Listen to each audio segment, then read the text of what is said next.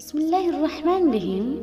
آج میں ایک ایسی بابرکت رات کی فضیلت بیان کر رہی ہوں جو رحمتوں اور مغفرتوں کی رات ہے، جو ہزار مہینوں سے افضل ہے، جو عبادت کرنے والوں کے لیے نجات کی بشارت ہے۔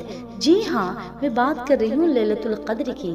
یہ وہ رات ہے جس کا ذکر خود اللہ تعالیٰ نے قرآن کریم میں فرمایا ہے، اِنَّا أَنزَلْنَاهُ فِي لَيْلَةِ الْقَدْرِ، بے شک ہم نے اس قرآن کو شب قدر میں نازل کیا۔ یہ رات عبادت گزاروں کے لیے باعث فخر ہے، بخشش کی نوید اور جنت کا سفر ہے۔ فرشتے بھی آتے ہیں رب کی رضا سے۔ یہ رحمت کی شب ہے، برکت کا امر ہے۔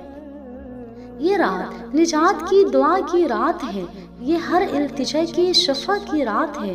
ملائکے بھی اترتے ہیں رحمت کے ساتھ، قبولیت کی خوشبو وفا کی رات ہے۔ لیلۃ القدر کی رات اللہ کے خاص فرشتے زمین پر نازل ہوتے ہیں اور رحمتیں بکھیرتے ہیں۔ یہی وہ رات ہے جس میں ہر دعا قبول ہوتی ہے، ہر آنسو کی قدر کی جاتی ہے، ہر سجدہ مقبول ہوتا ہے۔ سجدے میں گر کے مانگ لے وہ جو سب کچھ پا جاتا ہے۔ یہ ایسی رات ہے جس میں نصیب جگایا جاتا ہے۔ نماز، قرآن کی تلاوت، نوافل اور ذکر و اذکار کرے۔ اس رات میں گناہوں کی معافی طلب کرے کیونکہ اللہ غفور الرحیم ہے۔ یہ وہ رات ہے جس میں دعائیں رد نہیں ہوتی۔ اپنی دنیا و آخرت سنوارنے کی دعا کرے، صدقہ و خیرات کرے، غریبوں اور ضرورت مندوں کی مدد کرے تاکہ اللہ کی مزید رحمتیں حاصل ہوں۔ لیلۃ القدر ہمارے لیے اللہ کی طرف سے ایک عظیم تحفہ ہے۔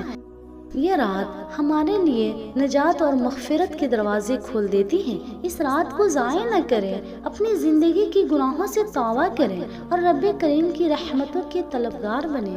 یہ رات دعاؤں کی تاثیر رکھتی ہے، یہ ہر زخم کی تنویر رکھتی ہے۔